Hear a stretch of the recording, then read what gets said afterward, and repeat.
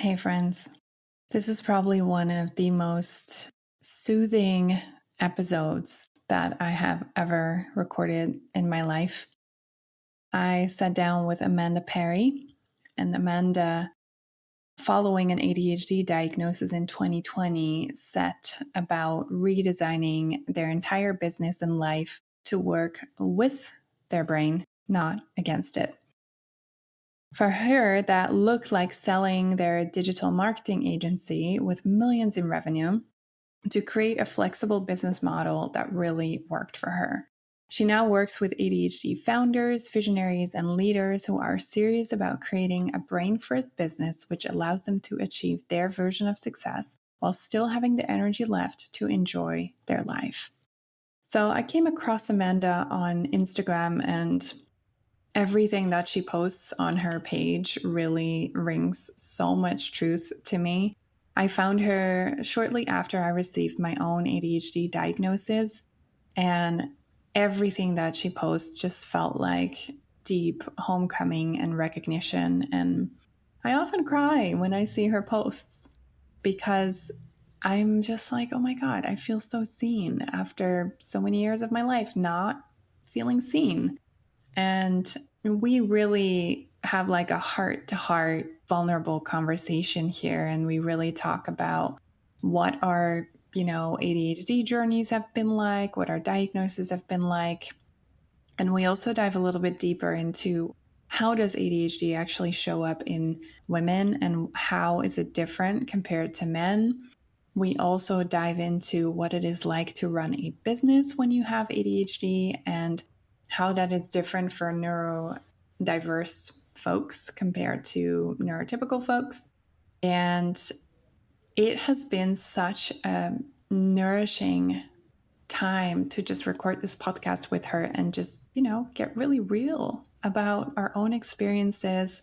We also hadn't planned to go into this, but we ended up talking about this quite a lot, which is rejection sensitivity, which is really high in people with ADHD.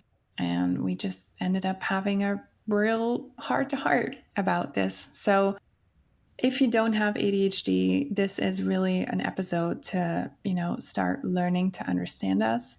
And if you do have ADHD, I really hope this episode is like a homecoming to you. And if you're still on the journey, if you're still not sure, if you're waiting for diagnosis, I really hope that this episode, helps you land in yourself and helps you understand that you're not crazy. You're really not. And I really hope that you know that you can always reach out to me. Amanda is really approachable too. I highly recommend to follow her Instagram and enjoy listening to this episode. And please feel free, if you have any questions, reach out to me, reach out to Amanda, and we're here. And I really hope that this is like a soothing balm for your soul. Enjoy listening. You're listening to the podcast of Iris Josephina. If you're passionate about exploring the menstrual cycle, cyclical living, body wisdom, personal growth, spirituality, and running a business in alignment with your natural cycles, you're in the right place.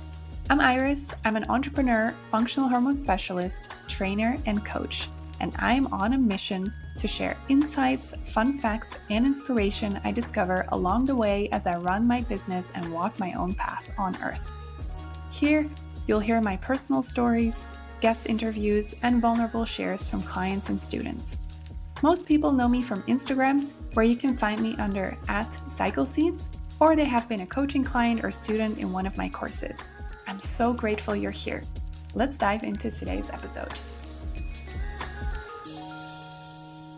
Hello, everyone. Welcome to a new episode. Today, I'm here with Amanda Perry, and we are going to be talking about ADHD and ADHD in business. And as many of you probably have heard on my podcast, I've been diagnosed with ADHD earlier this year. And finding Amanda's account where she is talking about business and ADHD was such an eye-opener for me, because I have studied with many people who do not have ADHD and learned business from them, and it didn't make sense to me very often. So I'm really happy for all the things that you're doing, and I really want to warmly welcome you to the show, Amanda. Oh, thank you so much. What an introduction. Thank you, Iris. You're welcome. So before we dive into ADHD and business, like what's your story personally with ADHD, and how did you eventually decide that ADHD and business was what you wanted to focus on? Yeah, so I did a accelerator program here in the UK about maybe even like 10 years ago, maybe yeah, probably 10 years ago, 9 or 10 years ago. And someone that I met on that program started talking to me about how she'd just got a diagnosis of ADHD, and I think I probably laughed at the time. And the conversation developed, and she said, "The reason I'm telling you is because actually I think you might have it, and you seem worse than me." um, and I kind of dismissed it. I just thought, that's crazy. I don't think I even really believed ADHD was a thing for anyone at that point, but it certainly wasn't in any adult conversations I'd ever heard.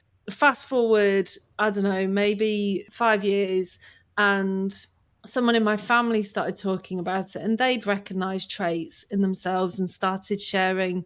I think, this is probably everyone's journey, started sharing a few memes and a few things off Instagram. And this was in like 2019, probably 2018, 2019. And the more she started sharing with me, and again, it later turned out she was sharing it because she recognized it in me as well, the more I was like, oh, maybe there is something here, this is too accurate. And I think anyone with ADHD knows that feeling of maybe this is the answer to the question, that question that we've had our whole lives. Bearing in mind, by the time I got diagnosed, I was 42. Mm. So, it's a long time to be asking yourself those questions. So, yeah, diagnosis in 2020. At the time, I had a digital marketing agency, which was, we'd grown to kind of 40 members of staff. We'd had really significant growth during the pandemic. And following my diagnosis, I just really, the more I understood about ADHD, the more I realized I'd built a prison rather than a business. And, looking around and seeing I was in this fixed location. I had to be in the office. My calendar was open to everyone. I was in this, open plan office, which was complete overstimulation every day. Oh, wow. I was subject to just a bombardment of RSD at any given moment, in terms of client communications and team communications. And so, yeah, I went about really, really trying to understand what would work for me, what doesn't work for me, and how I can get out of the current situation and rebuild my life in a way that does work for my brain. Hmm. Everything you're saying is so relatable.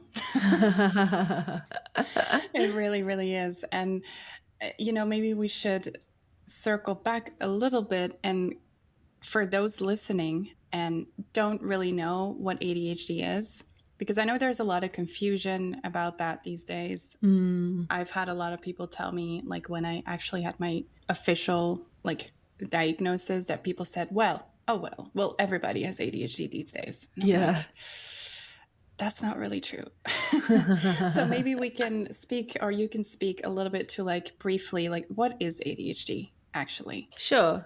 Yeah. I mean, there is so much misconception, isn't there? And so much awareness online, which is amazing for those who do want to be educated or are seeking a diagnosis. There's this very random stat out there that 75% of adults with ADHD haven't been diagnosed, like don't even know that they have it, which when you think of the huge amount of people who have been diagnosed recently is, that's a really significant number. But ADHD it's often labeled, incorrectly labeled, as a mental health disorder, mental health condition. It's a neurodevelopmental condition, which literally means that our brain's wired to those who are air quote neurotypical. Neurodiversity is like biodiversity, like everyone has different brains. But the facts are that as medical science develops and they see these clumps of symptoms and they create these models and give them a name, a terrible name, I might add. ADHD is like the most inaccurate name. I'm not short of attention. I have no deficit in attention. And it's certainly not a disorder, but yeah, it's a neurodevelopmental condition which essentially means that we share a collective group of traits which are largely, depending on whether you're inattentive or hyperactive, are largely around focus, executive function, some things around social skills and sensitivities and that kind of thing. So, yeah, that's it in a nutshell. Thank you for clarifying that and allowing people to understand what it is. Yeah, it's important, isn't it? It's important. It's important to be able to give words to what is happening. And I totally agree with you that the medical jargon around it can be very confusing because, as you say, Mm, we don't have a disorder. We no, don't have a deficit of attention. Yeah, I don't feel that way. no, And I think that's why it's important to also mention that and speak to that. And as people with ADHD to like come to a collective understanding of what it means to us. And also, like you said, there is a lot of diversity within the like set of symptoms that can come with ADHD. absolutely. Yeah. And that's why you see people, within the neurodivergent ADHD community fighting amongst themselves over, well, that's not ADHD, or that's not my ADHD, or that I don't experience that. If you've met one person with ADHD, you've literally met one person with ADHD because we all experience a unique set and unique filter of the ADHD symptoms. We each experience that through our own lens, don't we? So yeah, it can cause for some interesting conversations online, I think, where it can sometimes be hard to get the nuance of the conversation across. Yeah, I'm completely with you on that one. And when it comes to running a business, like you mentioned earlier, how it was for you to run your business in the environment Mm. that you described, like I was literally like cringing when you were describing the details of what you had to go through on a daily basis when it comes to sensory stimulation and having Yeah. zero control over your calendar. Like it gives me like goosebumps, but not in the good way. And like I said, I have done like quote unquote neurotypical business coaching trajectories. Mm, And I would always feel like, oh my God, why can't I be like all these people? Like, mm, why can't I follow through with all the steps that we have to go through? Why is it so hard for me? Why are all these other people like moving forward with their businesses and I'm not? mm. And I'm curious how you look at that and how you would look at like quote unquote neurotypical business coaching trajectories and why they potentially really don't work for people with ADHD. Yeah, sure. So I talk a lot about building your brain first business. So for me, when I decided I had to exit my agency and, dealt with that and then started looking at what was next for me, it was really about starting from, what do I need right now? What is my version of success right now? What does success look like to me? Because I'd been in that very kind of hustle energy of, it looks like how many people are on my team and how much money we're making, how many clients we've got, and how many awards we're winning. And I really had to decondition myself from that to understand what my version of success is right now in this kind of season of my life. And money's important to me, I like to live a comfortable lifestyle and money is important, but it doesn't have to be the focus. So I think with neurotypical coaches or with neurotypical business models, which is the business model that we work to, it's kind of, looking at how much money do you want to make? All of the things I mentioned. How much money do you want to make? Or what does the exit look like? What does the org chart look like? And all of these very hard binary KPIs. And actually, when we're building businesses as neurodivergent founders, we really need to look at, I say the softer stuff with, air quotes, because it's the stuff that really matters. It's like our lifestyle requirements. What are they, both in terms of our family commitments or how our energy flows, how much energy we have at what time in the day, that can really help us shape the business, what our key values are, what our strengths are, what our personal strengths are away from ADHD, what are the things that we're really, really good at and can easily find flow with. And then what are our goals? But I think when we look at our goals, we have to really challenge ourselves on if they are actually our goals, or if they're goals that we've kind of picked up along the way from Instagram or LinkedIn or whatever books we've read or podcasts we've listened to, because those goals very definitely belong with someone else. If we're not really honest about our goals, it's unlikely that we'll ever achieve them. And so I think that's the difference.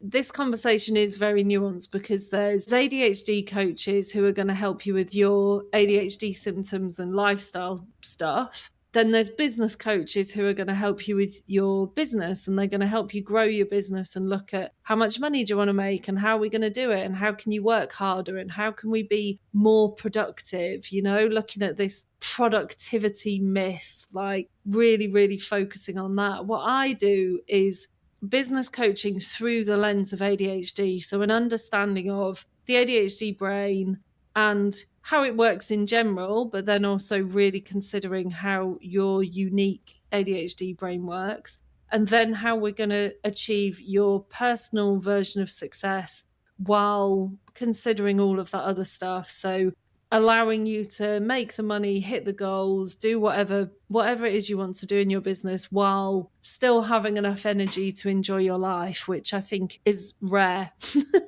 In entrepreneurship, I think a lot of us with ADHD just end up in burnout very, very quickly. I can see that.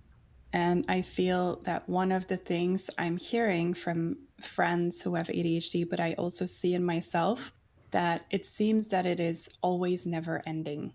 Like Mm, with my neurotypical friends, they can really say, like, okay, at the end of the day, like I have done all my things mm, that I need to be doing. And I constantly have the feeling I'm like running behind my to-do lists. yeah, And I think that's a common thing that people with ADHD experience. yeah, And that's why I love that you said that this whole productivity idea is like a myth.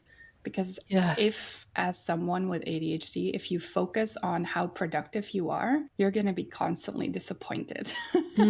Definitely. At least it's like that for me. And I've spoken to friends who run businesses. Like, if that is your thing that you leverage your business on, like how productive you've been and how much you've done, Mm, if I do that, I'm constantly disappointed. So it's definitely not yeah, something that I focus on. And that's why I love that you said that it's about more like the journey and not so much like the end goal, like yeah, definitely. we are taught to focus on. Yeah, productivity is such a myth. I think there's a real thing with ADHD where because we're not great at planning and we'll kind of, raw dog through the day, we'll just get through, we'll have a bit of a list here, something in our notes app, something pops into our head that we need to do.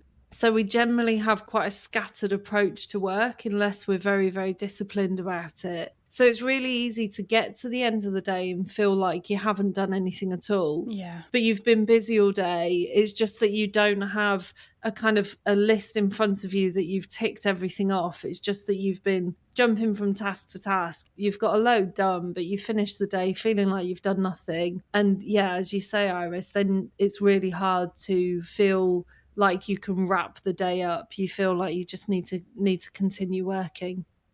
Yeah, how I have done that for myself, and maybe that inspires people who are listening. What I do at the end of the day is listing all the things that I've done from big to small. Mm, So I can see black and white, like, wow, you actually did a lot of things, and you can be proud of all the things that you did. And you did more than you maybe thought that you did. yeah. And for me, it gives me like a peaceful feeling in the evening, and it makes me feel less bad, Mm, because in the past, I would just feel like, oh, all my to do things like have to like migrate to the next day. And it's even a bigger pile because there was already a pile on that day. yeah. So then writing it down at the end of the day and reflecting on, like, oh, these are actually all the things that you were able to do. Even when you like felt bad or had the feeling you did nothing, like this is the proof, black on white, that you actually did things, and you can rest assured that that was enough for today. Yeah, it's so true. Yeah, anything like that, anything that works. I think people think, it has to be this elaborate system or some productivity app or something like that. I use a program called AccuFlow, which is nice because, well, it prompts you in the morning to set your day up, and then at the end of the day, it prompts you to like close the day down, which is really nice, and that gives you an overview of everything that you've achieved in the day. So, yeah, there's various ways of doing it, but I think it's really important to do that. Yeah, for sure. And we've already spoken about this briefly, but I want to dive a little bit deeper into it. Like, according to you and what you see in your work, but also what you've seen when you were, quote unquote, working in a more neurotypical way, like you described earlier, Mm. what is different for people with ADHD running a business compared to, air quote, neurotypical entrepreneurs?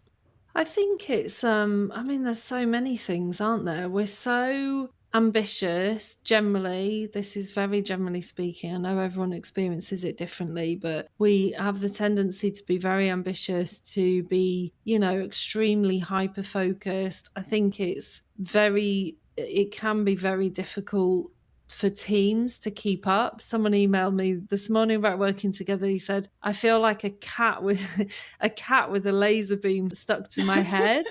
And I just thought that was the best description of how he said, not only am I confused, like my focus is like this laser beam, he said, but my team don't know what they should be focusing on day to day. And, I think that's really, really accurate. It's really hard for a team to keep up with an ADHD founder who, listens to a podcast and then wants to change the whole business, or has stayed up all night hyper focusing on this plan. And then, everyone's focus has to suddenly switch to this plan. And I can really relate to that in my agency. Although I didn't know it at the time, I didn't recognize it in myself. I can really see that that was, how I ran the business, which is really difficult for the team. But also with there's a really great book that I love called Rocket Fuel, which is about the visionary and integrator partnership, and how every successful business needs this partnership. And the visionary certainly displays ADHD tendencies, even if they're not diagnosed. But, they're this big picture thinker, they're the dreamer, they come up with the ideas with the vision. And then this integrator role, which is the person, the ops person essentially, that makes that happen. And I think it's really, really important to not just look at all the ways that I can't be focused and I can't do this. We need the integrators, but they also really, really need us. Like, we are the people that will dream up the ideas that no one else would dream up. The Steve Jobs, the Richard Bransons. We're the people that are going to ultimately change the world. We just need the right people with us to make that happen. So I think we need to change this narrative around, focusing on the things that we're not good at, and we really need to start appreciating the things that we are good at. I love how you say that, because when you say that, it also makes me think when we live that way, when we work that way, we actually honor our biology and what our Mm. bodies can actually handle, which then also prevents us from burning out.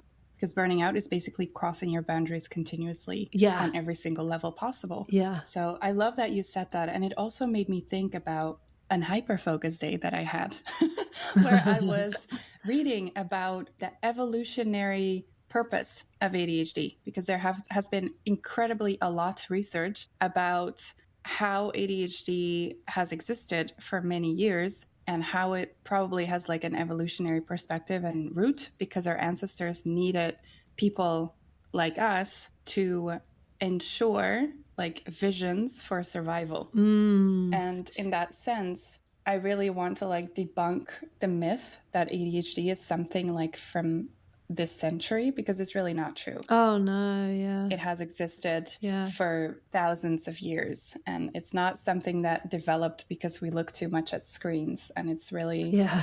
what you say, like specific brain structures have a purpose in the human community. Mm. And you gave the example of like in a business, we need different types of people performing different tasks. Mm. And I can really relate to the visionary character, Mm. a visionary quality Mm. of somebody with ADHD because I am that person, Yeah. like 100%. And I love that you invite, also in your work, people with ADHD to see it in that way. Because Mm. I think a lot of us, especially after diagnoses, and especially how society looks at ADHD, you're still like kind of like put in a box and Mm. you're not honored for your talents and your character and Mm. your like the characteristics that come with ADHD. Mm. I actually had a friend and she was, applying for this job in this company. And out of transparency, she mentioned in her job interview that she has ADHD. And it was actually something that they discriminated her for. Mm. And I'm like, wow. It's really tough. Yeah, it is. And it really makes me think like, how can we ensure that people also start to see that ADHD has a purpose in human society and the moving forward of human society, whether it is community work, whether it is a business, whether it is a family. So I really like want to like plant those seeds because it's so important. It is really important. I think that there's this sense of, I mean, I was diagnosed 3 years ago, and when I was diagnosed, it took me a year to start talking about it online because people weren't talking about it. I felt very much that I wanted to come to terms with the diagnosis. Now you'll see people going, "I got diagnosed with ADHD this morning." It's like things have developed so quickly in just a few years. Yeah. I didn't know anyone else that had been diagnosed when I got my diagnosis. It was still, not really been spoken about online. And that was just 3 years ago. If we think of it in the context of, it was only in 2020 that we had the whole Black Lives Matter thing. And how long have we been aware that racism is bad and is something that, we shouldn't believe in? Like, these things take time to solidify in the human consciousness, don't they? Whether we're Yeah. aware of it and whether we're the kind of person who, sees the video on TikTok and understands about them, there's still this element of things take time. I'm not saying that that's right. Obviously, no one should be discriminated against. But I do also think, perhaps controversially, that it is our place as employers, as leaders, it's why I do the work that I do and why I work with businesses to help inform them about not even neuro inclusivity, that comes into it, but it's informing them about ADHD, informing them about the strengths, about the weaknesses, because another element of danger there is if we just go into these businesses going, oh, ADHD people can do this, this, and this, then we're vulnerable to kind of being, manipulated and exploited in the Mm, workplace because, oh, yeah. well, I've heard you can get 10 hours of work done, or like a week's worth of work done in half a day. And, then we end up in a bad place as well. So I think it's really about, us all doing our bit in terms of education and also in terms of, someone messaged me yesterday and said, I've got an appraisal at work. Should I tell them I've got ADHD? And I said, I mean, obviously, I can't advise you that just off a Instagram message, but if they're supportive and understanding, tell them. And if they're not, find another job. We shouldn't put up with that kind of behavior. So Yeah. I do think it's a time thing. We need to give it time, but the narrative in the media at the moment really doesn't help, does it? No, it doesn't. Thank you for offering that perspective as well. I hadn't thought of how maybe eventually it could lead to that Mm, point where people with ADHD could be exploited mm, because of our strengths. And it is true that we can get, a week's worth of work done in like a full day. Like, mm. that's true. I've done that. Yeah, So same. thank you for offering that perspective. And Sure. yeah, for helping us become aware that that is also something that we should take into consideration.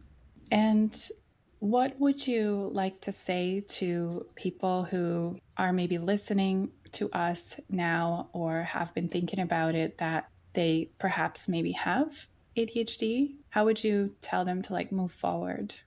Yeah, I think that's a really good question. There are loads of different options and loads of different filters to put those options through. I think it's a massive flow chart of decisions and personal situations. So, I mean, if you are keen on getting a diagnosis, then I'm in the UK, so I can only speak for the UK, but we have a between 3 and 7-year waiting list, depending on where you are in the country. You have the option to go private, where you're looking at around £1,000, 800 to £1,000, I think, by the time you take everything into consideration, which obviously just isn't accessible to everyone. There is an option in the UK called Right to Choose, which I believe means that you can select a doctor in another area to pursue a diagnosis. The issue that we often come across, or that I often hear about anecdotally, is, we're just not great at kind of jumping through these hoops, are we? So people will often take the shortcut, which is a private diagnosis, which costs. But yeah, I believe that there is the Right to Choose is a really good system, which is worth looking into if the wait list is high in your area. Personally, I would only ever recommend an official diagnosis if you are really keen on trying medication. I know some people just want that validation because if they're surrounded by people telling them that everyone's a little bit ADHD, or, it's just it doesn't exist, it's just fashionable, then, I can understand people wanting that diagnosis. I think that there is so much information out there now. There's so many pockets of support and communities and, people with common interests who also have ADHD. So I think that there's so many ways to get support that isn't about medical support if medication isn't the route you want to go down. I know a lot of people who talk about, going down the kind of holistic well-being side of things, which is, breathwork, meditation, exercise, and that can be really, really helpful. But yeah, it's so dependent on circumstance, isn't it? And how people are able to move forward and what they want from that diagnosis. Yeah, exactly. And I can only speak to my experience in the Netherlands because I got my diagnosis in the Netherlands. Mm, And what I love about the Netherlands is that, okay, yes, you have to be like on a waiting list. I was on a waiting list for about 8 months, mm, which is short compared to the numbers that you just mentioned. yeah, And there is also the option to go private, and it's about the same price. I think it's about 1,000 euros yeah. to go through that same trajectory. But what I do love about the system in the Netherlands is that I have a therapist assigned. Oh, great. And on top of my therapist, I have a coach, Nice. and they have a program that they offer. They do group programs to learn about what is ADHD, and they have like this 11 class trajectory Mm. where you go into things like planning, where you go into things like relationships, personal care. So it's a very broad thing, and because you're diagnosed through the system, my insurance pays everything. Oh, fantastic. I don't pay a cent for that. So that is one thing that if there's people listening and you are in the Netherlands, it is really worth the wait. That's great. Yeah, I have received so much wisdom from that, and I have unlimited sessions of therapy for as long as I want. That's fantastic. And I was also invited to bring my partner to a therapy session so that my therapist could also explain to him, Wow. okay, what is ADHD? How does that play up in your relationship? What are the things that you can do? How are the things like organized in your house? How can you help each other? How can you help Iris? So I really feel that I'm so lucky and so blessed to have this. And I didn't know at first because I was very hesitant. I was like, oh my God, then I have this diagnosis and I need to like do medication. And my therapist was like, no, we start with all of this. And then when you have learned about medication and you feel that that is something that you want to do, then we refer you to our psychiatrist. Mm, And then you discuss with them mm. which medication would fit you. And I did not expect it to be this way, but I'm really grateful that our system works in that way. Yeah, that's brilliant. There's something in the UK called Access to Work, which is a grant that you can access for business or employment. And that has been really, really helpful for people. I work with quite a lot of people who access that grant, and that's for ADHD coaching, and it covers some equipment and stuff. So that there is an element of that support here, but it's definitely not as joined up as the one you're describing in the Netherlands. And for people listening in other areas, like go look, go see what is going on. And if you know people with ADHD, speak to them, the trajectories that they've gone through and how they've gotten their diagnosis, because it's very place specific, I feel. Yeah, it is. I think the common theme generally is that, as a group of people, we've been extraordinarily let down Mm, and, neglected yeah. and underdiagnosed and undersupported. And that in the UK is certainly true and continues. We've got this medication shortage at the moment, which is just, oh, we're out of stock, sorry, and that's it. And thousands, hundreds of thousands of people just been left hanging, without this medication that in some cases has really changed or saved their lives, which is a concerning place to be. And Mm. there is this kind of collective eye roll when you talk about it, which isn't helped by some of the news articles that you see. So, yeah, it's something you really do have to advocate for yourself with, I think, and really push through, which again isn't always our strong point, is it? That perseverance. Yeah, that's very true. But also, it's so worth it Mm. because we deserve the support. Yeah, And I 100%. feel that a lot of people with ADHD, especially like us, we are diagnosed at a later age and we lived our entire lives in heaviness Mm. in certain ways. So, yeah, if you're listening and you feel that you may have ADHD, know that you deserve support. Like, really, 100%. Yeah, absolutely. And to close off, is there any piece of wisdom you'd like to share with our listeners? I think that my message for people is just really, I just want to give people a really big permission slip to do things their way. I think that I personally feel that my superpower with ADHD is not to let it hold me back with anything really. And that's not to say that I don't have any downsides to it at all. I do. I can really, really easily fall into burnout. I'm incredibly susceptible to RSD. I'm incredibly sensitive. There's a lot of things that I really have to mitigate for. But I guess by understanding what they are, they're not the areas in my life that I push through. The areas that I push through are the things that I'm good at, the things that light me up, that keep me in flow, that keep me energized and happy, and help me head towards my personal goals. So yeah, I think I just really want to empower people to know what their strengths are and also their weaknesses, and to mitigate for the weaknesses. So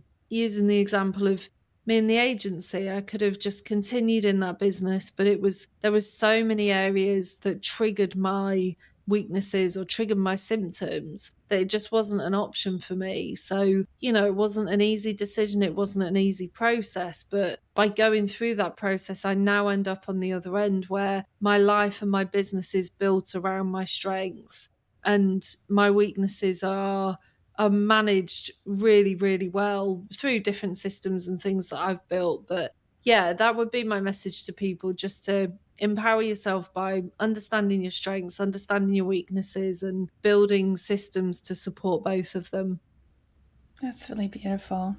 Thank you for sharing that. And I just want to give a little side note for people who don't know what RSD is. You mentioned that. RSD stands for rejection sensitivity dysphoria. That's right. Yep. Yeah, it is when people experience like intense emotional experience or pain because of a failure or feeling rejected, which is a common trait in Mm, people with ADHD. I have experienced it massively throughout my life, but I wanted to like yeah. bring that in because maybe people don't know what that means. Yeah, I think there's just something to add on to that as well, which a lot of people miss off, which is that it's through rejection or perceived rejection. Yeah. And I think that really comes into play in businesses where people are holding themselves back and they haven't quite made the connection between that and RSD. And it's often not because of the rejection, it's because of the perceived rejection or the rejection that they're anticipating happening, which usually never happens. So it can be a really, really huge issue in business, and more than people understand. It can be a really underlying factor in why people, never hit their goals and never make their version of success. Yeah, thank you for adding that. And if I speak for myself, I have definitely experienced that. And it's what you said, it's the anticipation of potential failure for me. Yeah. It's not even that people tell me I can't do something or that I think I can't do something.